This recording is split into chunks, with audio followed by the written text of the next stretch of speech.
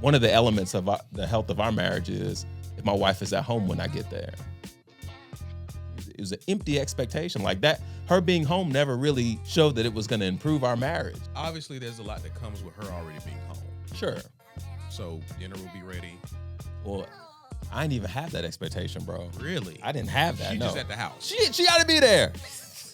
Staring at the wall. Yeah. There was something about that, honey, I'm home feeling that did something for me. That was the source of the friction that occurred in y'all's marriage. That was one. Unrealized expectations. Unvoiced expectations. Yeah. I got a responsibility, as silly as it sounds. I still got a responsibility to her to say, hey, look, this is an expectation I have. This is Caesar Walker, the cool, calm, collected one. And I'm Ronnie Gatry, the emotional one. And we are the Tipping Point Podcast, your source for the black male's perspective. Tipping Point Podcast. One of the biggest things I came into our marriage with was expectations that society set. And there was a way that you're supposed to look when you're out in public. There's an image you're supposed to portray. And that was based on stuff that I had seen in my social circles. And I guess my biggest issue was I could not articulate that expectation to her. I would not articulate that expectation to her. It was like an unvoiced expectation that when things didn't look or feel the way that I thought they should be, I would just combust without saying, hey, look, I think our marriage needs to look, feel, and act like this. And that's part of that's another conversation about being man enough to share, what your expectations are. But on the part that I'm going to harp on this conversation is the question I had to ask myself, or to be really real, our marriage counseling couple had to ask me was, what's your expectation for the marriage? Like, what do you want it to look, feel, and act like? And that was hard for me to say. But long story short, in putting in the work, the time, asking the questions, developing the thoughts, and sharing and listening, doing more listening than anything, I found out that what works for my wife and I doesn't seem conventional based off what I had set, that unvoiced expectation at first. Can you give an example? Yeah. Like one of the common things was just like, I expected my wife to be home when I got there. I expected that. But I didn't take into account the totality of what my wife does for a living. And while it's not impossible, I found out that it wasn't really realistic because there were some things that happens with my wife professionally that's outside of her control. And that may lead to hey, I'm gonna be home a few minutes later or an hour later or sometimes 2 hours later, depending on what's going on with my wife being the medical profession. And that me finally taking the time to listen and understand that gave me clarity. But that was one of the expectations. Like, honestly, growing up, I wasn't in a household like that. Yeah. I was gonna let you finish, but I have a question for you. Okay. I wasn't even in a household like that. But to me, my mindset was, well, our marriage is going to be healthy. One of the elements of the health of our marriage is if my wife is at home when I get there. It was an empty expectation like that. Her being home never really showed that it was going to improve our marriage. That was just something aesthetic that I wanted. Obviously, there's a lot that comes with her already being home. Sure. So dinner will be ready. Well, I didn't even have that expectation, bro. Really? I didn't have that. She no. just at the house. She got to be there. Staring at the wall. Yeah. For all we know. Because the best I could articulate was there was something about that, honey, I'm home feeling that did something for me. And that took months to unpack and get to the root of it in counseling, man. Like, there was something about that. As empty as it is, there was something about that piqued my interest and generated an unvoiced expectation. So that was the source of the friction that occurred in y'all's marriage. That was one. You told me, give you an example. I gave you one. But I'm again, just saying, I don't. expectations, Yeah. unrealized expectations, Unvoiced expectations. Yes. So like, I want to harp on that part too, Okay. because it's like I got a responsibility. As silly as it sounds, I still got a responsibility to her to say, "Hey, look, this is an expectation I have." Yeah. Black had a question. So it could be both of y'all can answer this, but when you got married and you had in your mind like you were gonna have kids, what were your expectations of like kids and a relationship and how your house would work with those kids and what you would be doing, how you would be involved before you had kids and now that you have kids, and was some of that kind of like based on societal norms? So I was kind of curious, like, how was it before and after, and were there differences that you realized or changes that you needed to make in the process? I got a lot here, but I got to share this mic. I just wanted to put that out there. Yeah, I mean, we had an idea of how we think it was going to go. We had our first child after being married 10 years. So you're going to build up a whole ideology of what parenting is going to look like as in relation to our marriage, right? And them kids don't care nothing about that. Screw your plans. Yeah. Could you be a little more honest with that? The reason why my voice is baritone is because I didn't get a lot of sleep last night. Like, who's in charge, man? I thought I was. I really thought I was. But no, but that's an example of it, is because the things that I envision doing, and that's not to say that we can't get back to it. We're just in that period of where the baby's transitioning to toddler, she's changing. So with every development part of her, you can relate to this. When a child is growing and changing, like what you got into a rhythm of doing, it's out the window. So it's just like you're in shock. You know what I mean? I didn't anticipate being in shock as much as parents. The thing that has helped us is we do have a date night. It looks so different though. It looks so different than what we're accustomed to. So much so that when we have a date night that resembles, something don't even feel right about it.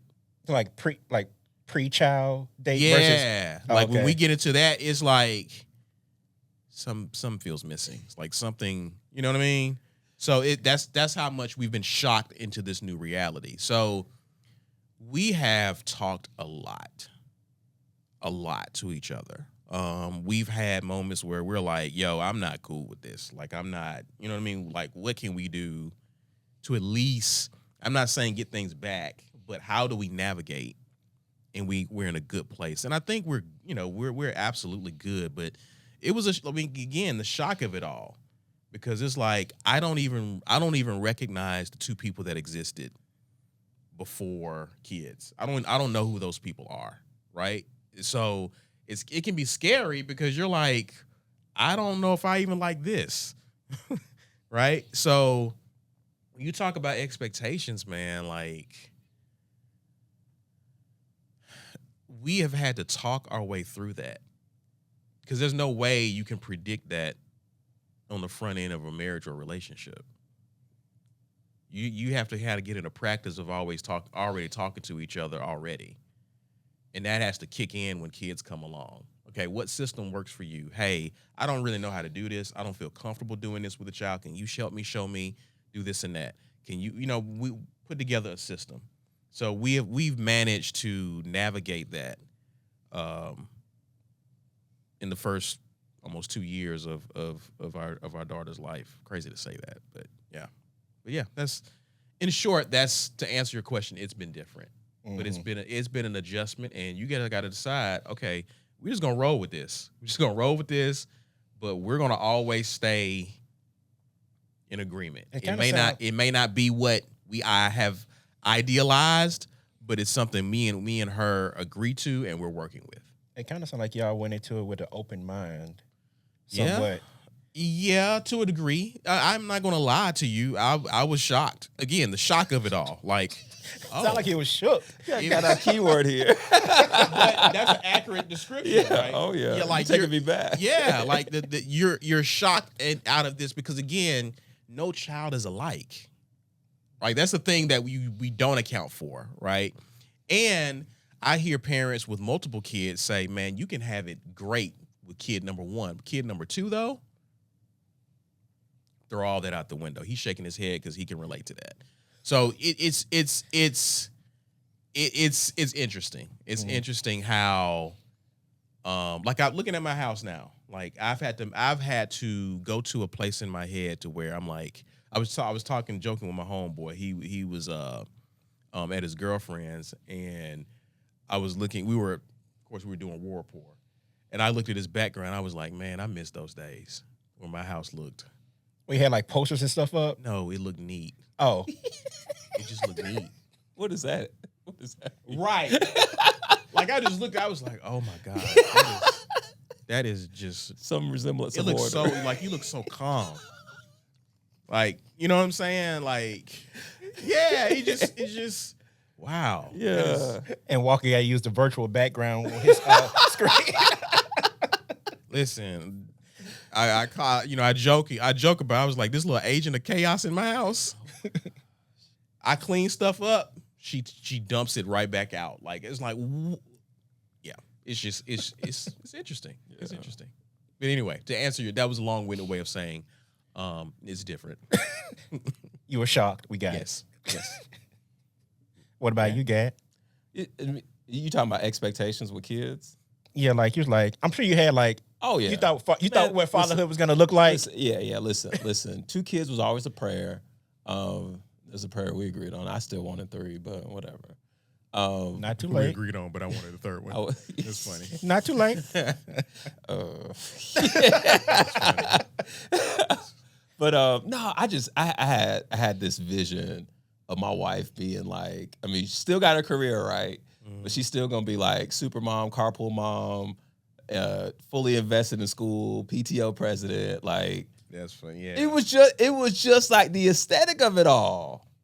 And I learned years down the line, like that was a false sense of some kind of identity of a man that I was building in my head. False is the key word here. But yeah, like 2 kids. She was gonna be dropping them off to school, picking them up at carpool. And reality is, it's almost the opposite. So like it's me that's involved in PTO, well, not anymore. They kicked me off, or I've talked about it. But I'm coaching. I'm coaching basketball, at least for my older son's team. I'm involved in several other things, and like it's crazy to sit back and think about it. Like when we had our first kid, my expectation that I still didn't voice at that point was that my wife would be doing all that stuff. Now, fast forward to now, do I feel any less of a man doing it? Absolutely not. Would I change anything considering how we are right now? Absolutely not. Let me ask you a question. You did premarital counseling, right? Yes. Okay. Did it? Explain that answer. Well, I mean, I was there, bro. You was Yeah. present. You Dude, showed up. Dude, You showed up. I could go watch the Lakers practice. And then I could come on the Y, come out back here to the YMCA Mm-hmm. and still get cooked up. But I went to practice with the Lakers. I watched them practice. I watched Braun. Okay. Does that make me better that I'm watching them practice? Why do you think?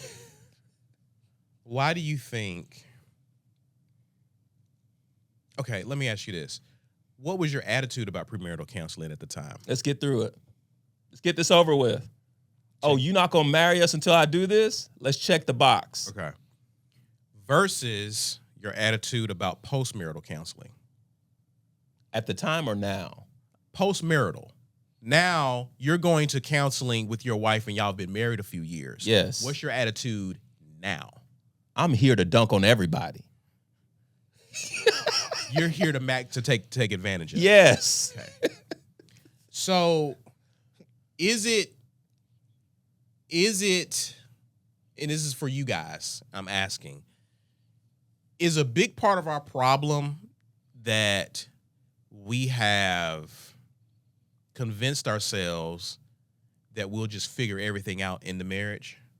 We'll worry about it when we get there. as opposed to truly grasping and coming up with a game plan for how we're going to tackle it. Yes, because Walker, we're men trying to operate in this society right now, in the Instagrams, in the TikTok society, right?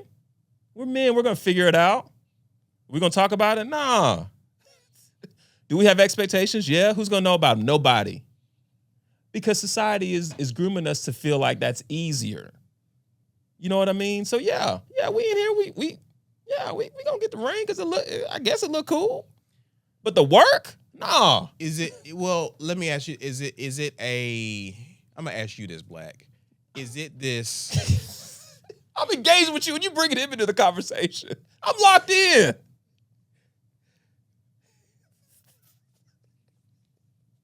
So Gat.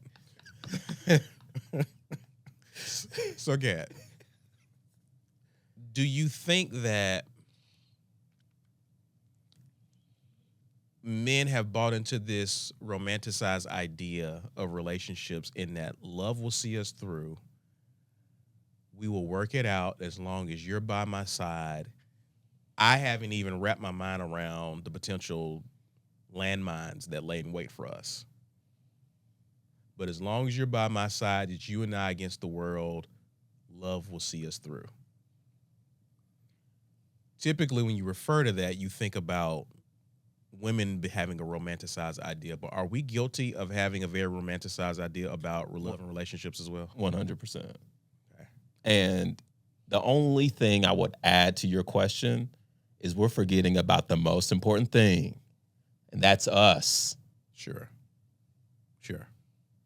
Well, I think there's this idea, and I think a lot of men have it. I understand where it comes from, but it comes from it's rooted in the belief that I am prepared for marriage. So of course we're going to figure it out.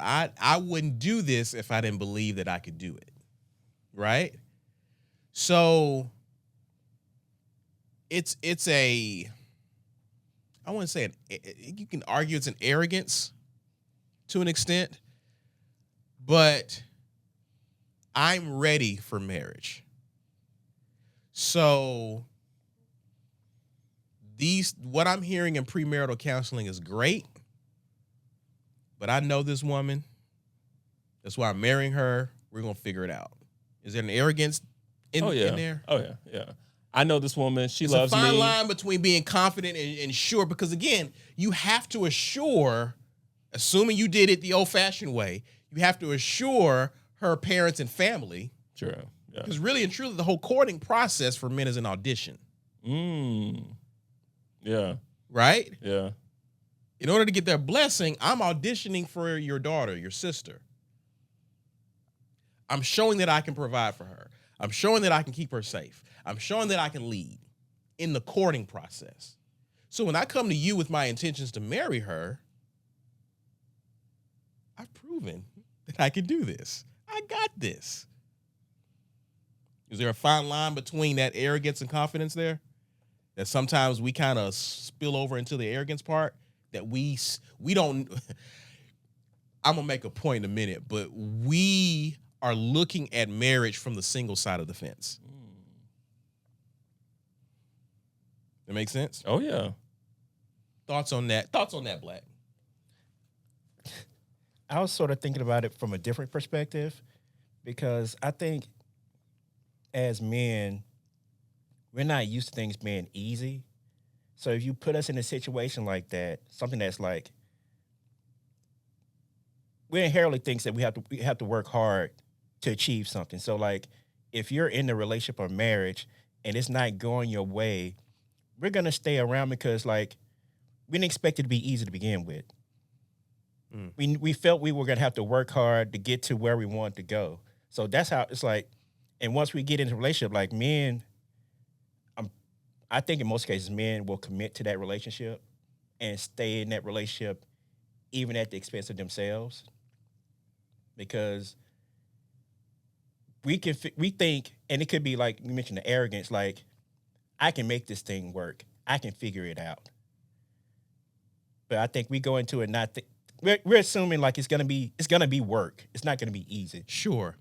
What I'm saying is the arrogance comes into play is where we think We our can fix hard it. work can compensate for whatever she's Oh, doing. yeah.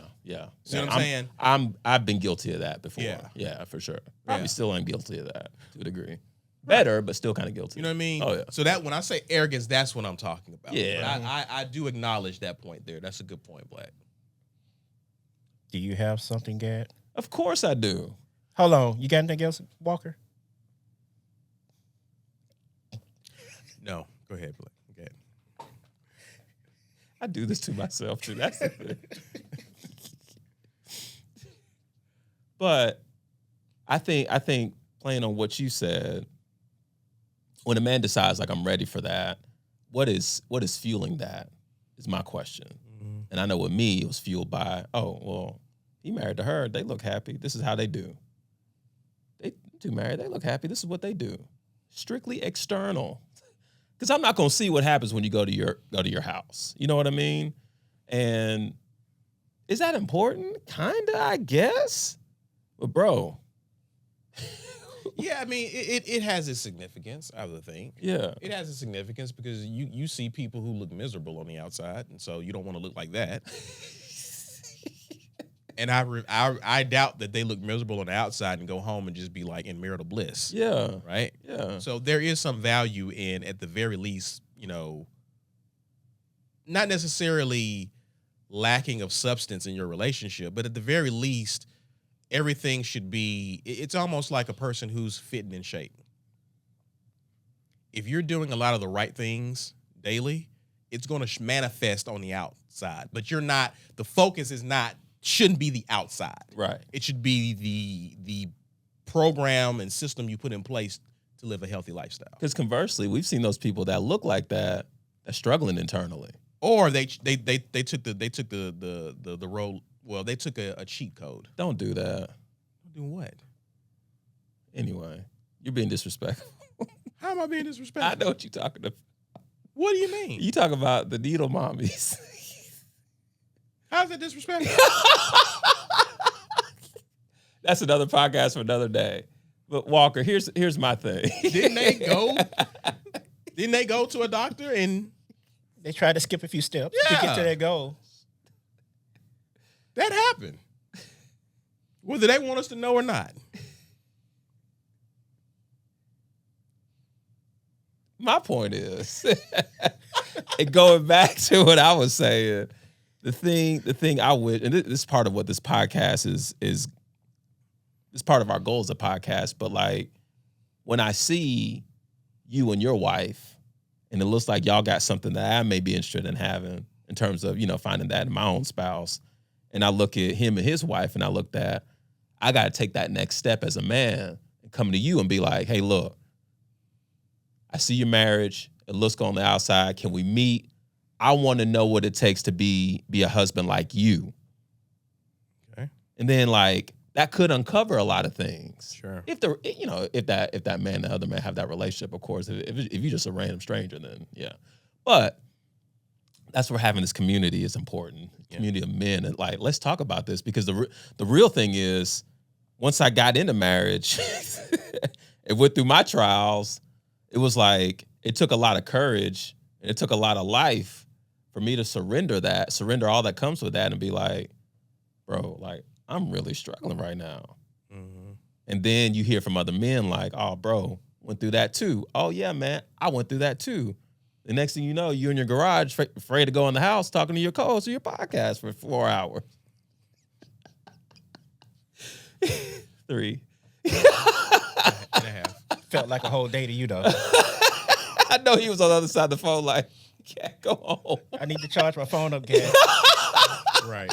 But that's all I'm saying. Like it took a lot for me to even get there to share that stuff with you. So it's just kind of like, I want men to be equipped with everything they need to know before they just look at it on the outside and say, oh yeah, I'm ready to do that.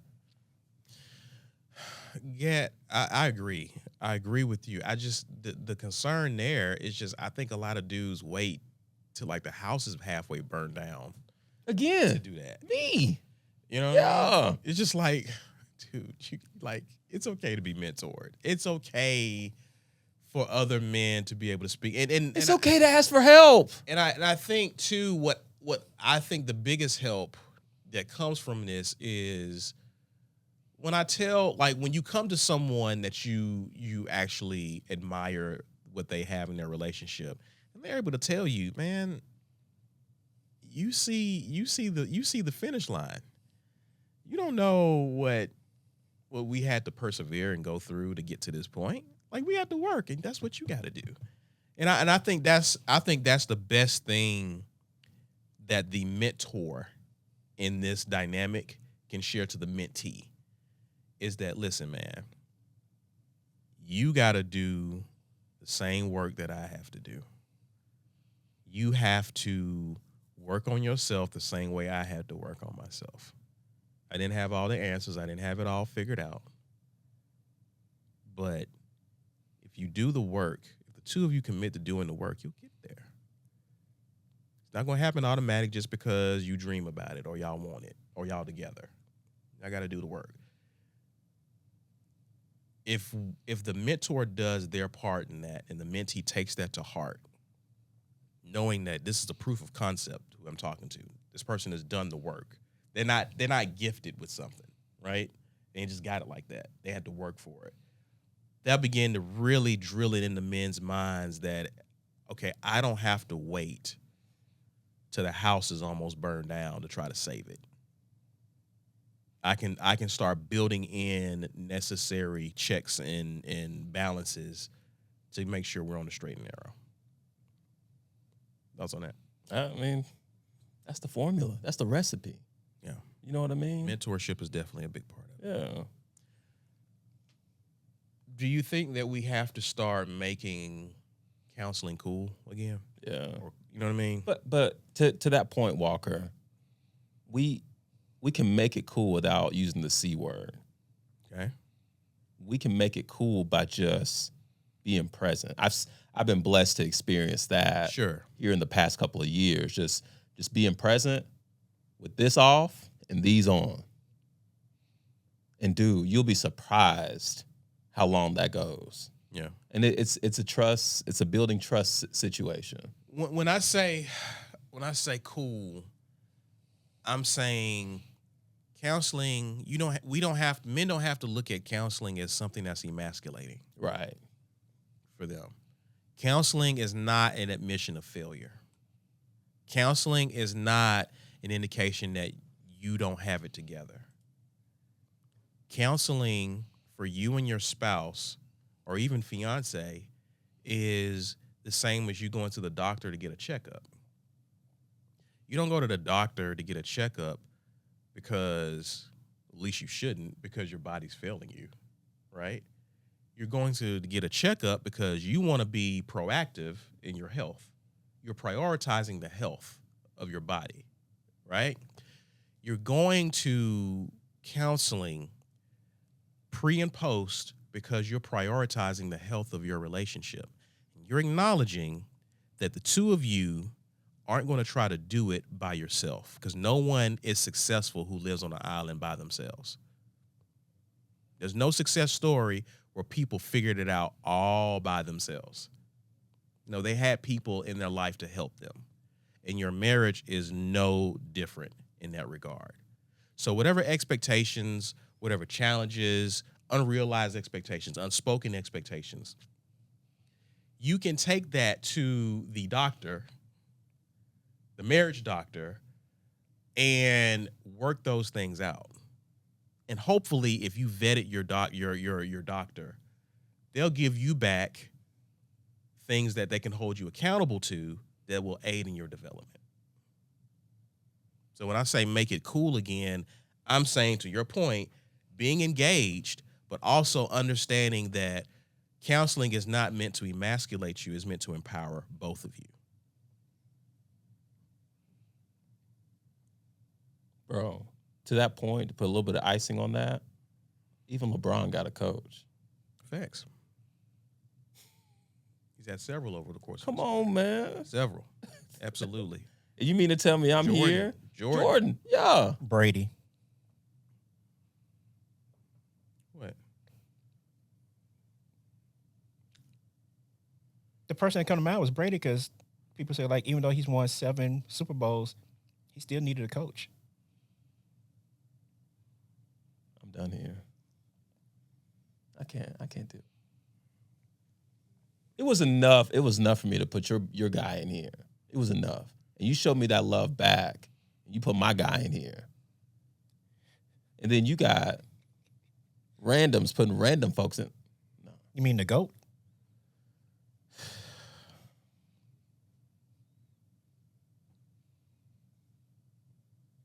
You triggered him.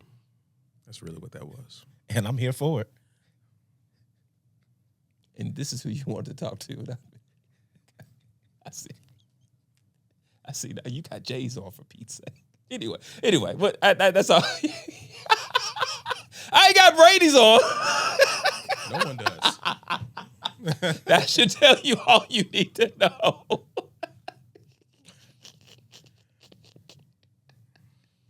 Wow. Are we good? No, why do y'all do this to me, man? Why do y'all take advantage of my emotional state? Why do you keep showing up for us to take advantage of it? Is a better question. Usually you're supposed to answer a question, not with a question, but I thought that was appropriate. Okay. A better question is, why do you show up for us? Mission accomplished for both of y'all. What I had to do You're with that? guilty by association. Well, you got to keep this big old easy button on my desk. I'm going to hit it every time. Dude said Brady with his chest.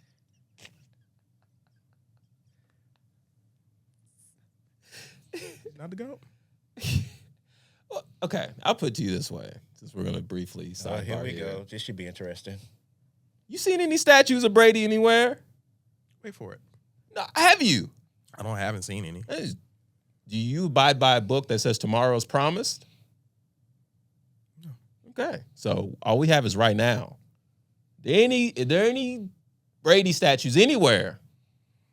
That's the barometer That's a for a question. person's greatness. No. I'm just asking. No. I need you to answer my question No, first. there's no statue of Tom Brady anywhere. Thank you. Now, Okay. what's your question? Okay, do you have to have a statue to be great? Because No. Dwayne Wade got a statue, and we're going to say Stop. that he's better than Stop. Okay, you can drop that mic now.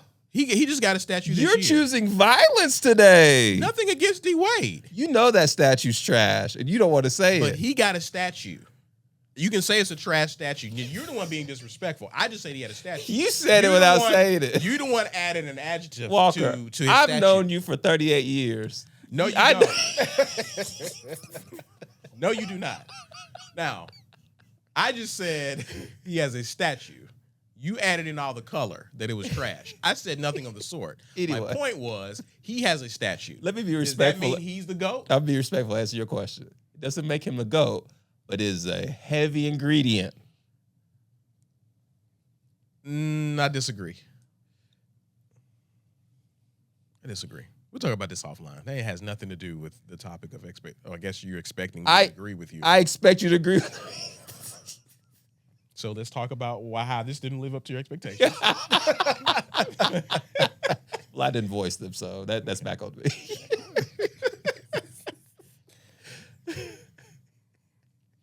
Just saying. How did we get there?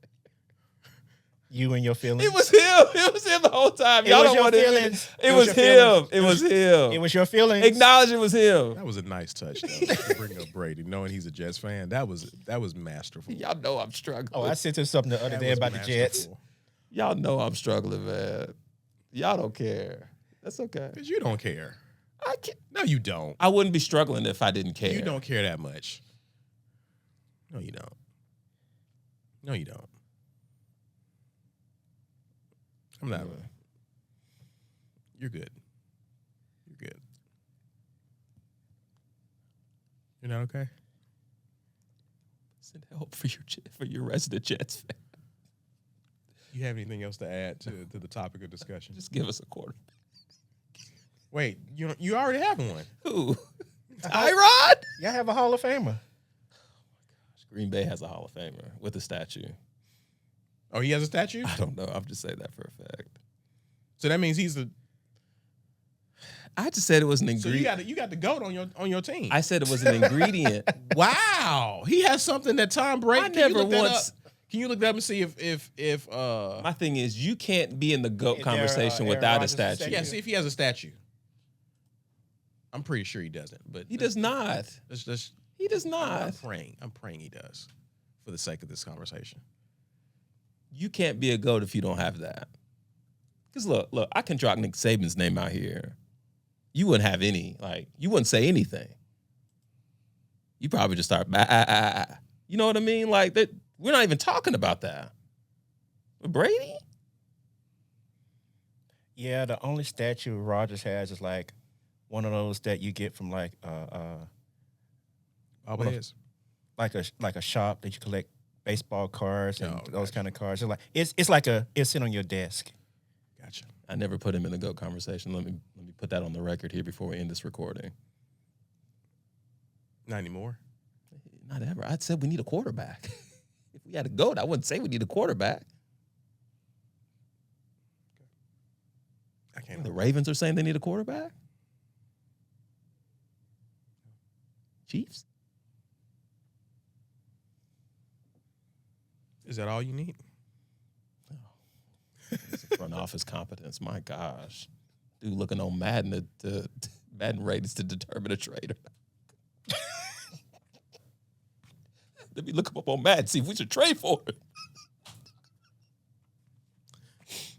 I was wrong. He's not okay. He is not okay. Nah, he only at 82. We ain't gonna trade for him. He's not okay. He is not okay. Let's just. My boy said he at 82. We ain't gonna trade for him.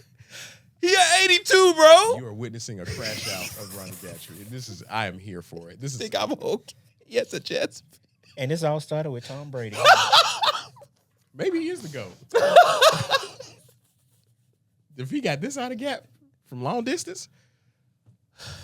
Get me out of here, Walker. I'm about to start turning tables. Ladies over. and gentlemen, we want to thank you for tuning in to this amazing, impeccable episode. Short listen, but hope you enjoyed it. You already know what to do.